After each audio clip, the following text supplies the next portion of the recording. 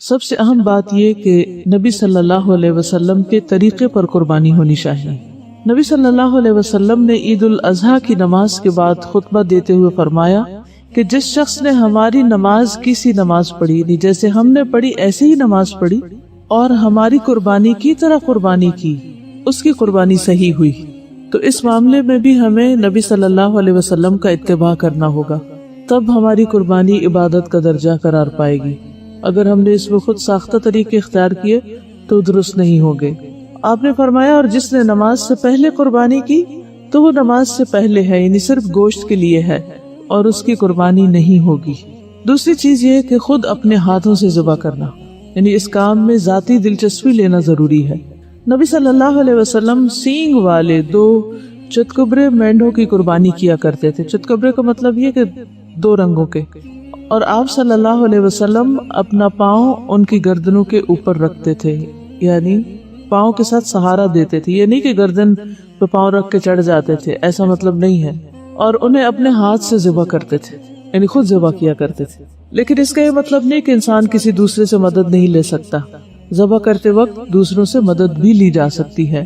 ایک انصاری صحابی سے مروی ہے کہ رسول اللہ صلی اللہ علیہ وسلم نے قربانی کا جانور ذبح کرنے کے لیے پہلو کے بل لٹایا تو ایک آدمی سے فرمایا کہ قربانی میں میرا ہاتھ بٹاؤ، یعنی میری مدد کرو، جانور کو پکڑنے میں، اس کو لٹانے میں، اس کو ذبح کرنے میں۔ چنانچہ اس نے نبی صلی اللہ علیہ وسلم کا ہاتھ بٹایا، خصوصاً اگر گائے کی قربانی ہو تو۔ پھر اسی طرح یہ کہ جو کام آپ کو اس میں سے آتا ہو اس میں آگے بڑھ کر دوسروں کی مدد کرنی چاہیے۔ رسول اللہ صلی اللہ علیہ وسلم ایک لڑکے کے قریب سے گزر رہے تھے، وہ بکری کی کھال اتار رہا تھا اکیلا، تو آپ نے اس سے فرمایا ایک طرف ہو جاؤ، میں تمہیں کھال اتارنا سکھاتا ہوں کہ کیسے کھال اتاری جاتی۔ رسول اللہ صلی اللہ علیہ وسلم نے اپنا ہاتھ کھال اور گوشت کے درمیان رکھا، یعنی کھال کے اندر ایک طرح سے ہاتھ رکھا، گوشت سے اوپر، اور ہاتھ سے اس کو بیچ میں سے ہٹانا شروع کیا، چھیلنا شروع کیا، اور اسے زور سے داخل فرمایا حتیٰ کہ باغل تک بازو چھپ گیا، یعنی آپ کا یہ بازو سارا بکرے کے اندر چلا گیا، یعنی اندر تک دور تک اپنے ہاتھ سے آپ کھال اتار رہے تھے، اور فرمایا لڑکے اس طرح کھال اتارا کرو، اور پھر آپ چل دیے۔ پھر اسی طرح بیوی کا قربانی کرنے میں شوہر کی مدد کرنا، یعنی بعض اوقات انسان باہر والوں کی مدد لیتا ہے، قصائی وغیرہ کی، اور بعض اوقات گھر کے لوگ ہی مل جل کر کام کر لیتے ہیں، اور اس سے آپس کا پیار محبت بھی اور زیادہ بڑھتی ہے جب شوہر بیوی کے اور بیوی شوہر کے کاموں میں ایک دوسرے کا ہاتھ بٹائیں۔ حضرت عائشہ سے روایت ہے کہ رسول اللہ صلی اللہ علیہ وسلم نے ایک ایسا سینگ والا دمبا لانے کا حکم فرمایا کہ جو سیاہی میں چلتا ہو اور سیاہی میں بیٹھتا ہو اور سیاہی میں دیکھتا ہو، یعنی اس کا چہرہ بھی کالا ہو اور پاؤں کالے ہیں، ہاتھ پاؤں کالے۔ جب ایسا دمبا آپ کی خدمت میں لایا گیا تو آپ صلی اللہ علیہ وسلم تاکہ اس کی قربانی کریں، اور تو آپ نے حضرت عائشہ سے فرمایا کہ عائشہ چھری لاؤ، تو پھر حضرت عائشہ چھری لائیں تو آپ نے اس کو ذبح کیا۔ تو اس میں یہ ہوتا ہے کہ ذبح کرنے میں صرف جانور کو کاٹنا ہی مقصود نہیں ہوتا، اس میں بہت سے کام ہوتے ہیں۔ اس میں پانی وہاں رکھنا ہوتا ہے، جانور کو پہلے پانی پلا لیتے ہیں، پھر جگہ بناتے ہیں، رسی وغیرہ کی بازو کا ضرورت ہوتی ہے، اور پھر کاٹنے کے بعد خون نکلتا ہے تو اس کو دھونا، صاف کرنا، پھر جھول وغیرہ ہوتی ہے۔ جھول کا پتہ نا جھول کس کو کہتے ہیں؟ جی اس کی اوجڑی وغیرہ، ٹھیک ہے، اس کی جو اوجڑی اور آنتے وغیرہ نہیں اندر سے نکلتی، یہ جھول ہوتی ہے، ٹھیک، تو اس کو ہٹانا۔ اسی طرح بازو کے سری اور پائے وغیرہ الگ کر کے رکھ دیے جاتے ہیں۔ تو اس میں اگر ابو قربانی کر رہے ہیں اور کھال اتار رہے ہیں تو امی ساتھ کیا کر سکتی ہیں، اور بیٹیاں کیا کر سکتی ہیں، اور بیٹے کیا کر سکتے ہیں، اور پھر اس کے بعد یعنی سارے مل کے اس کی پوری مینجمنٹ کر لیں، اور پھر اس کو اچھے طریقے سے جب گوشت وغیرہ کٹ جائے تو پھر اس کی پیکنگ اور اس کی تقسیم، اس کام میں بھی شریک ہونا چاہیے، اور بچوں کو بھی اس میں شریک کرنا چاہیے۔ ساری سنت سے محروم ہو جاتے ہیں، اس لیے کچھ نہ کچھ گھر میں ضرور کرنا چاہیے۔ جیسے نبی صلی اللہ علیہ وسلم 2 مینڈے کیا کرتے تھے، تو آپ اگر 2 کر رہے ہیں تو 1 دے دیں اور 1 گھر میں کر لیں، لیکن اس کو سیلیبریٹ کرنا ایک طرح سے، اور اس پورے عمل میں شریک ہونا جو ہے، اس سے وہ روح آتی ہے انسان کے اندر۔ اگر وہ کہے نہیں میں تو گوشت کو ہاتھ نہیں لگاتی، اور تم میرے سامنے کٹا میں تو کھاؤں گی بھی نہیں، اور ہائے یہ بال کیسے ہیں اس کے، یہ دم بھی ہوتی ہے اس کی، اور یہ تو جھول ہے، اور اس طرح کے بہت سے نخرے کر کے عام طور پر لڑکیاں پیچھے ہٹ جاتی ہیں کام سے۔ تو یہ نہیں ہونا چاہیے، کچھ بھی ہو اس کو سنت سمجھ کر آگے بڑھنا ہے، ہاتھ لگانا ہے، تقسیم کرنا ہے، دینا ہے، اور اللہ کا شکر ادا کریں کہ آپ کے جسم صحیح سلامت ہے، آپ یہ سب کچھ ابھی کر سکتے ہیں، تو یہ کام کر لیں۔ اور ان سارے کاموں کے کرنے میں آپ کے دل میں خیال کیا ہونا چاہیے کہ سنت ابراہیمی کو زندہ کر رہے ہیں، وہ اللہ کے دوست تھے، ان کے طریقے کو فالو کرتے ہوئے شاید اللہ سبحانہ وتعالیٰ ہم سے بھی محبت کرے، یعنی اللہ کی محبت میں یہ کام کرنا ہے، ٹھیک ہے؟ اس کو بوجھ سمجھ کے نہیں کرنا، مصیبت سمجھ کے نہیں کرنا، اور کام کرتے ہوئے بہت باتیں نہیں بنانی، یا باتیں ہی نہیں کرتے چلے جانا۔ کچھ لوگوں کو میں نے دیکھا ہے کہ چاہے وہ کوئی بھی کام کر رہے ہوں وہ بولتے بہت ہیں، حتیٰ کہ آج مجھے کسی نے بتایا کہ وہ کسی کے غسل میں شریک تھی، آج کسی کی ڈیتھ ہو گئی، تو جو غسل دے رہی تھی مسلسل باتیں کیے جا رہی تھی۔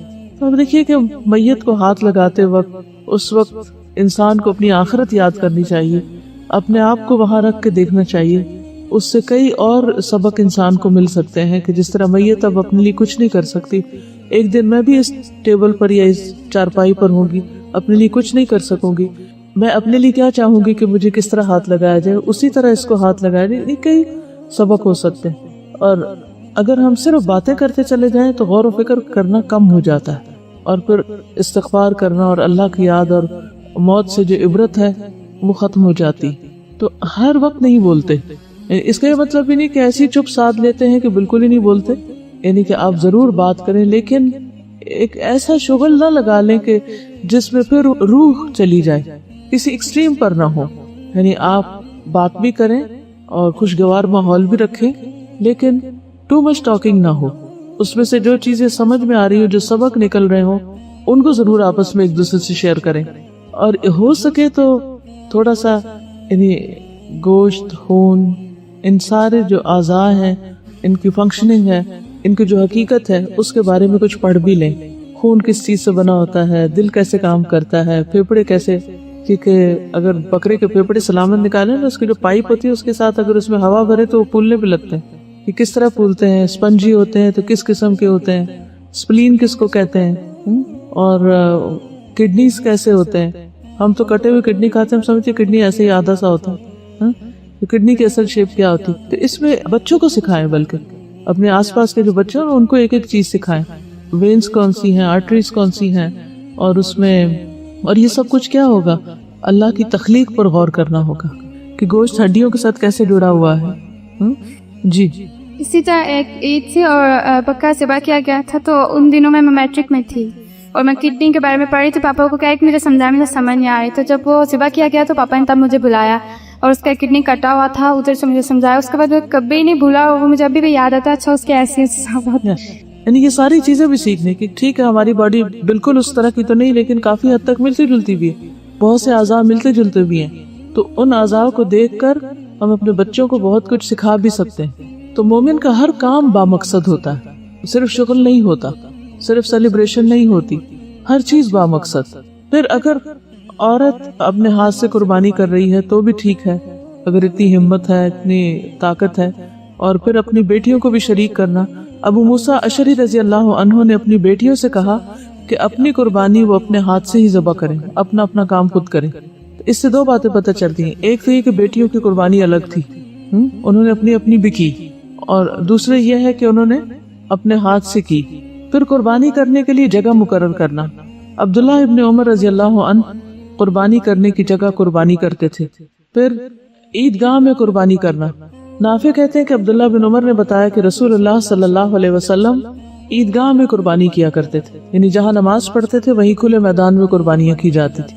اس کا ایک فائدہ یہ بھی ہے کہ اگر میدان کچا ہو تو قربانی کرنے کے بعد اس کے جو خون وغیرہ ہے اس کو زمین کھود کے اس کے اندر سب کچھ دفن کیا جا سکتا ہے، اور اس طرح کسی قسم کا تعفن نہیں پھیلتا جو عموماً ہمارے شہروں میں پھیل جاتا ہے، جب ہر شخص اپنی قربانی کر کے جھول وغیرہ کو اپنے دروازے میں باہر رکھ دیتا ہے۔ اب ذبح کرنے کی شرائط کیا ہے؟ اچھے طریقے سے ذبح کرنے کے لیے چند شروط کا ہونا ضروری ہے۔ ذبح کرنے والے کا اہلیت والا ہونا، یا وہ مسلمان ہو یا اہل کتاب میں سے ہو، کیونکہ اہل کتاب کا ذبیحہ بھی کھایا جا سکتا ہے، لیکن اگر بت پرست ہو تو اس کا ذبیحہ نہیں کھا سکتے۔ یعنی اگر آپ قصائی بلا رہے ہیں تو وہ مسلم ہونا چاہیے، نمازی ہونا چاہیے، یا پھر اہل کتاب میں سے ہونا چاہیے۔ اسی نماز مسلمان ہونے کے لیے شرط ہے نا، تو آپ ضرور قصائی سے پوچھیں نماز پڑھتا کہ نہیں۔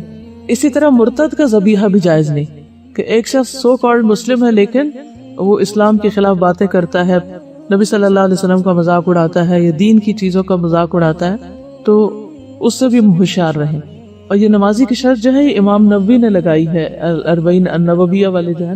اور اہل کتاب کے ذبیحہ کے حلال ہونے کی دلیل کیا ہے؟ وطعام الذین اوتوا الکتاب حل لکم وطعامکم حل لہم.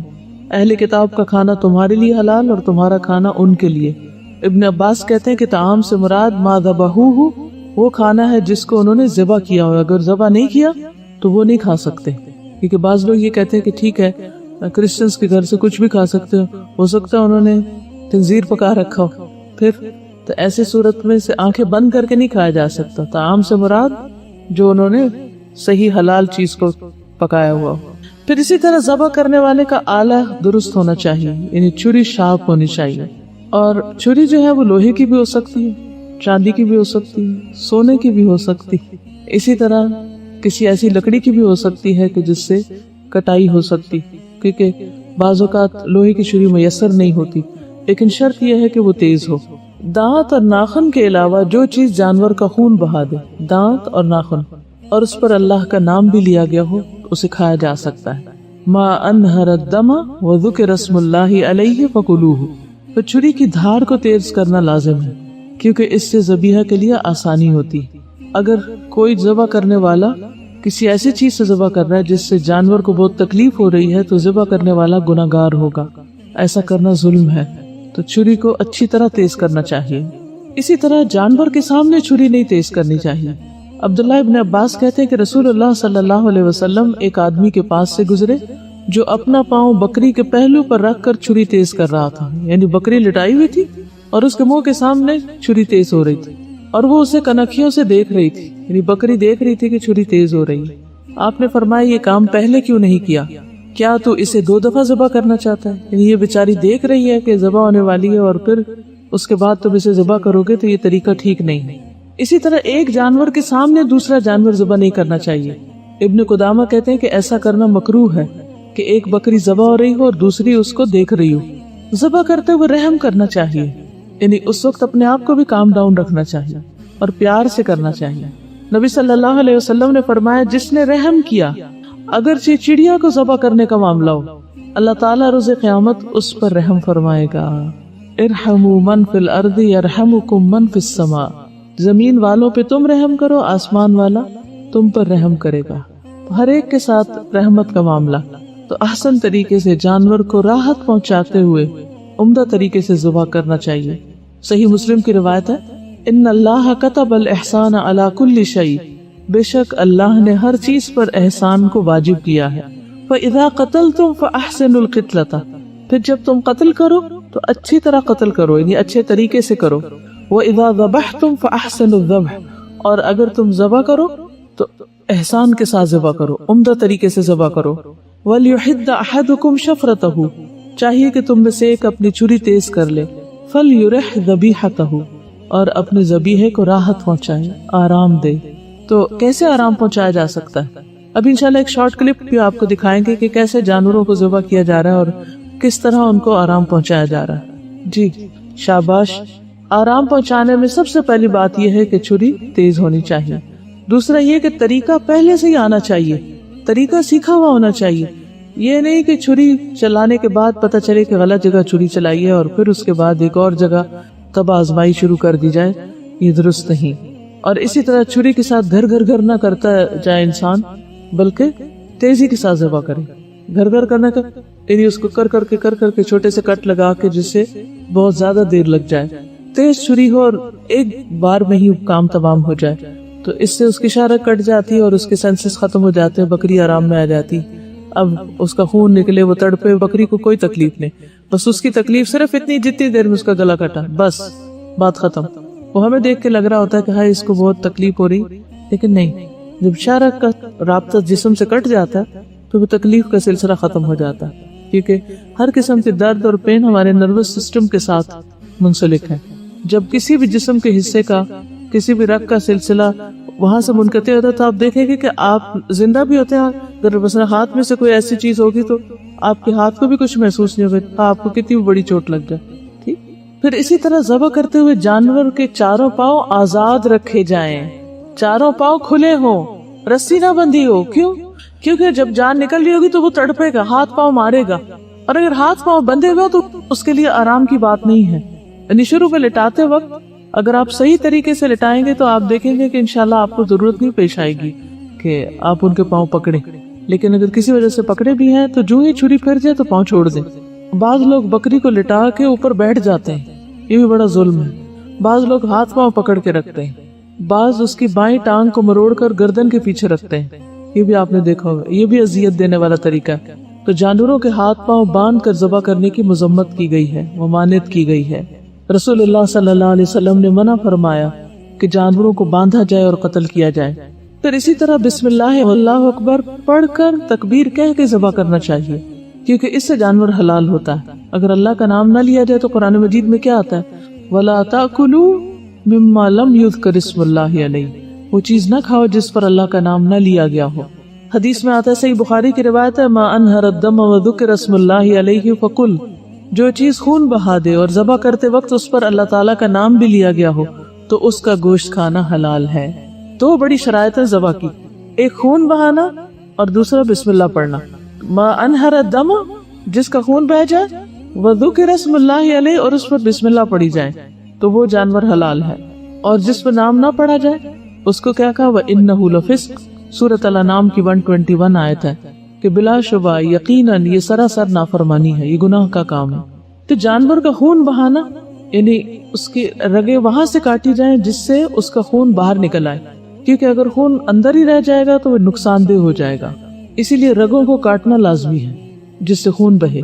ये 4 चीजें कटेंगी, खाने की नाली, सांस की नाली और 2 रगे, क्योंकि इससे जानवर बिल्कुल पाकीज़ा हो जाता है, साफ सुथरा हो जाता है, सब खून बाहर आ जाता है। जहाँ जानवर की वो 2 रगे ना काटी जाए उसको शैतान का ज़बिया नबी सल्लल्लाहु अलैहि वसल्लम ने करार दिया।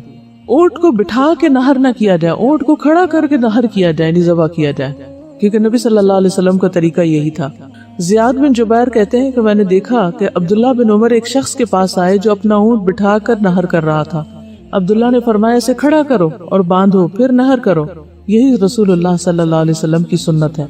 और इन जानवरों में से तमाम चीजें यानी इनके गोश्त, इनकी खालें और झोलें तकसीम कर दी जाएं, फुकरा वगैरह को दे दी जाएं, कसाब को नहीं दे सकते। कसाब को कुर्बानी में से कोई चीज बतौर उजरत नहीं दी जा सकती। हाँ, बतौर तोहफा कुछ गोश्त उसको भी दे दिया जाए, उसने काटा है, सब कुछ किया, लेकिन कीमत पहले चुका ली जाए और उसके ऊपर कोई गिफ्ट के तौर पर आप देना चाहे तो वो दे सकते हैं। हजरत अली रिवायत करते हैं कि नबी सल्लल्लाहु अलैहि वसल्लम ने हुक्म दिया कि कुर्बानी के जानवर के गोश्त, उनकी खालें और झोलें तकसीम कर दी जाएं और कसाब को इनमें से उजरत में से कुछ भी न दिया जाए। वो कहते हैं कि हम कसाब को अपने पास से उजरत देते थे, ठीक है, और कुर्बानी की खाल और झोल को सदका कर दिया जाता था। ये भी हजरत अली का बयान है कि कुर्बानी का जो जानवर मैंने ज़बह किया था उसके झोल और खाल को सदका किया। नबी सल्लल्लाहु अलैहि वसल्लम ने फरमाया, जिसने अपनी कुर्बानी की खाल फरोख्त की उसकी कुर्बानी नहीं हुई। फिर गोश्त से मुतल्लिक कुछ अहकामात हैं। कुर्बानी का गोश्त खुद भी खाना चाहिए और दूसरों को भी देना चाहिए। फकुलू मिन्हा व अतइमुल कानिअ वल मुअतर, बस इसमें से खुद भी खाओ और उनको भी खिलाओ जो कनात किए बैठे हैं, और उनको भी जो अपनी हाजत पेश करें। कुछ लोग कुर्बानी का गोश्त खुद नहीं खाते जबकि खुद खाना चाहिए, क्योंकि अल्लाह ताला का हुक्म है फकुलू मिन्हा। रसूलुल्लाह सल्लल्लाहु अलैहि वसल्लम ने ईद उल अज़हा के दिन रोजा रखने से मना किया, यानी खाना लाजिम है उस दिन रोजे का सवाब नहीं होगा, नाफरमानी होगा रोजा। फिर कुर्बानी का गोश्त पकवाना। रसूलुल्लाह सल्लल्लाहु अलैहि वसल्लम के आजाद करदा गुलाम सोबान से रिवायत है कि रसूलुल्लाह सल्लल्लाहु अलैहि वसल्लम ने मुझे हज्जतुल वदा के मौके पर फरमाया, ये गोश्त पकाओ। सोबान कहते हैं, मैंने उस गोश्त को पका कर रखा, आप मदीना पहुंचने तक उसमें से खाते रहे। मैंने 8 दिन सफर में लगे शायद, तो उस सारे अरसे में रास्ते में भी खाते थे। इस तरह पकाया गया होगा कि वो खराब ना हो, यानी कई दिन तक खा सकते हैं, रख भी सकते हैं, फ्रीज भी कर सकते हैं, उसका शोरबा बना के पी सकते हैं। उसको जितनी भी रेसिपीज आपको आती हैं उन सबको ट्राई कर सकते हैं, कुछ भी खाना उसमें से मना नहीं। लेकिन ये ना करें कि लेग्स अपने लिए रख के उनको रोस्ट करवा लें और बाकी जो है जो आगे पीछे का है वो रिब्स वगैरह वो तकसीम कर दें। जो कुर्बानी का गोश्त है उसके सब के बराबर टुकड़े होने चाहिए। इल्ला ये कि अगर आप अपने खानदान वालों को या घर वालों को सबको जमा करके खा पी रहे हैं तो पूरा बकरा अगर घर में ही दावत में खिलाया जा रहा है तो उसमें कोई हरज नहीं, पे जैसे भी चाहे पकाएं। लेकिन तकसीम करते वक्त ये नहीं करना चाहिए कि अच्छा गोश्त खुद रख लिया जाए और ایسا ویسا بس غریبوں کو دے دیا جائے۔ رسول اللہ صلی اللہ علیہ وسلم نے 63 اونٹ اپنے ہاتھ سے نہر کیے، پھر حضرت علی کے سپرد کر دیے، اور جو بچ گئے تھے وہ انہوں نے نہر کر دیے۔ 100 اونٹ قربان کیے تھے آپ نے حضرت علی کو اپنی قربانیوں میں شریک فرمایا۔ ذبح سے فارغ ہونے کے بعد آپ نے ہر قربانی سے گوشت کا ایک ایک ٹکڑا لانے کا حکم دیا۔ 63 جانوروں سے ہر ایک کی ایک ایک بوٹی لانے کا حکم دیا۔ انہیں ہنڈیا میں ڈال کر پکایا گیا، بڑی ہوگی ہنڈیا بھی۔ پھر رسول اللہ صلی اللہ علیہ وسلم، حضرت علی دونوں نے قربانیوں کا گوشت کھایا اور شوربہ بھی پیا، اور پھر جو صوبان نے پکایا تھا وہ ساتھ بھی لے گئے اور رستے میں بھی کھایا۔ نبی صلی اللہ علیہ وسلم خود اپنے ہاتھ سے گوشت تقسیم بھی کیا کرتے تھے۔ عبداللہ بن زید بن عبد ربی رضی اللہ عنہ سے مروی ہے کہ وہ اور ایک اور آدمی منا کے میدان میں نبی صلی اللہ علیہ وسلم کے پاس حاضر ہوئے۔ اس وقت نبی صلی اللہ علیہ وسلم قربانی کا گوشت تقسیم کر رہے تھے، اور تقسیم میں ایک تو رشتہ داروں وغیرہ کو دینا ہوتا ہے، یعنی گفٹ کے طور پر دینا، اور ایک صدقہ کرنا بھی ہوتا ہے، یعنی غریبوں کو دینا۔ آپ نے فرمایا خود کھاؤ، ذخیرہ کر لو اور صدقہ کرو، یعنی 3 حصے بن جاتے ہیں نا ایک طرح سے۔ فَكُلُوا وَادَّخِرُوا وَتَصَدَّقُوا، یہ 3 الفاظ آتے ہیں صحیح مسلم میں۔ پھر قربانی کے جو جانور ہیں جیسے اونٹ وغیرہ ہیں تو ان کے بارے میں قرآن مجید میں آتا ہے وَالْبُدْنَ جَعَلْنَاهَا لَكُم مِّن شَعَائِرِ اللَّهِ لَكُم فِيهَا خَيْرٌ فَاذْكُرُوا اسْمَ اللَّهِ عَلَيْهَا صَوَافَّ فَإِذَا وَجَبَتْ جُنُوبُهَا فَكُلُوا مِنْهَا وَأَطْعِمُوا الْقَانِعَ وَالْمُعْتَرَّ كَذَلِكَ سَخَّرْنَاهَا لَكُمْ لَعَلَّكُمْ تَشْكُرُونَ۔ اور قربانی کے بڑے جانور ہم نے انہیں تمہارے لیے اللہ کی نشانیوں میں سے بنایا ہے، تمہارے لیے ان میں بڑی خیر ہے، سو ان پر اللہ کا نام لو اس حال میں کہ گھٹنا بندھے کھڑے ہوں۔ صواف کا ایک معنی صف میں، اور ایک کیا گھٹنا بندھے ہوئے، جیسے اونٹ کو ایک گھٹنا باندھ دیا جاتا تاکہ وہ بھاگ نہ سکے۔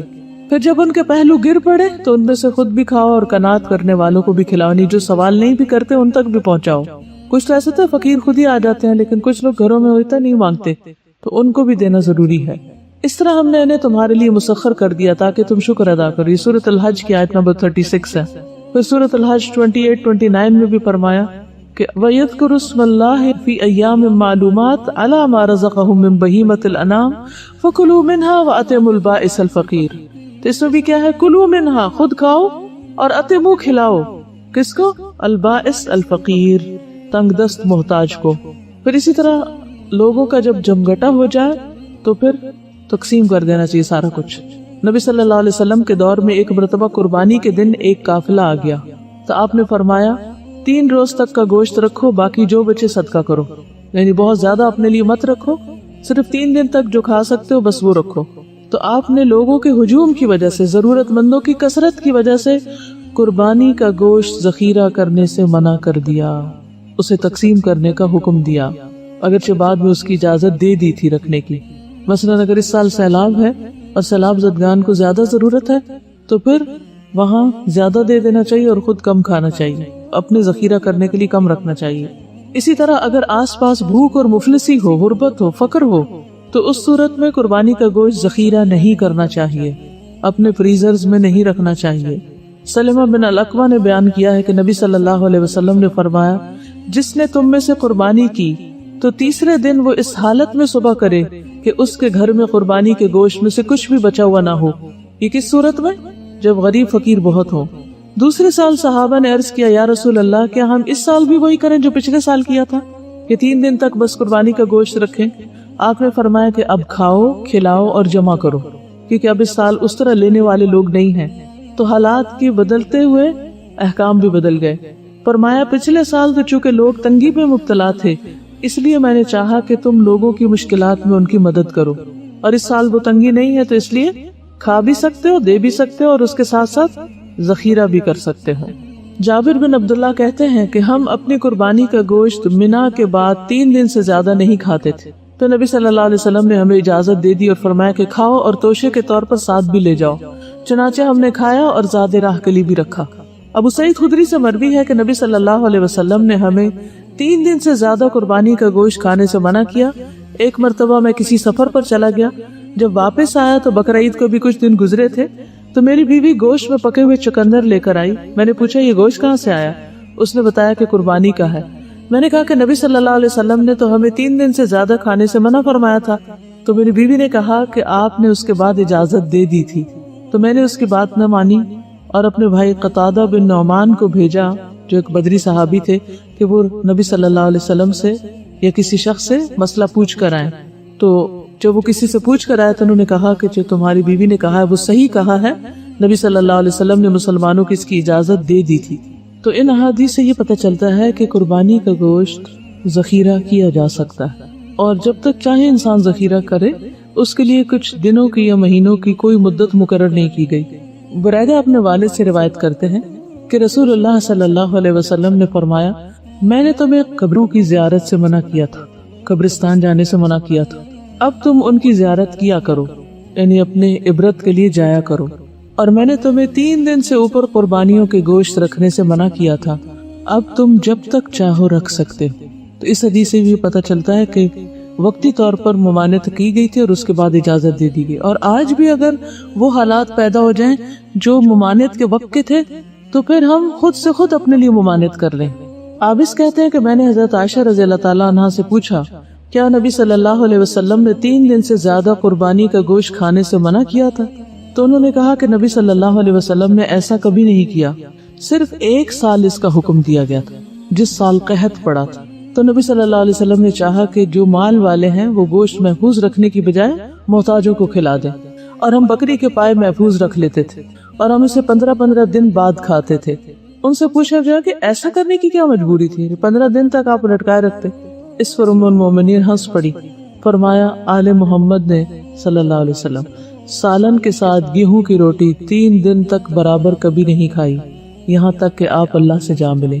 یعنی ہمارے پاس ہوتا ہی کب تھا, تو قربانی کا موقع ایسا ہوتا تھا کہ جس میں ہم اس کو کچھ زیادہ دن تک لے چلتے تھے. آپ اس کہتے ہیں کہ میں نے عائشہ رضی اللہ تعالیٰ عنہا سے قربانی کے گوشت کے بارے میں پوچھا, تو انہوں نے کہا ہم 1 ماہ تک قربانی کے پائے رسول اللہ صلی اللہ علیہ وسلم کے لیے رکھ چھوڑتے تھے اور آپ کھا لیا کرتے تھے. اس وقت گوشت پریزرو کرنے کے طریقے اور تھے, بعض لوگ دھوپ میں سکھاتے, بعض نمک لگا کے اس کو پریزرو کر دیتے, شاید سرکہ لگا کے بھی, اللہ عالم. لیکن یہ ہے کہ دیر تک کھانے کی دلیل ملتی ہے. ابو سعید خدری رضی اللہ تعالیٰ عنہ کہتے ہیں کہ ہم قربانی کے گوشت کے خشک ٹکڑوں کو ذخیرہ کر لیتے تھے سکھا کے, اور قریب پورا سال اس پر گزر جاتا تھا. حضرت عائشہ کہتی ہیں کہ مدینہ میں ہم قربانی کے گوشت میں نمک لگا کر رکھ لیتے تھے, پھر اسے رسول اللہ صلی اللہ علیہ وسلم کی خدمت میں بھی پیش کرتے تھے.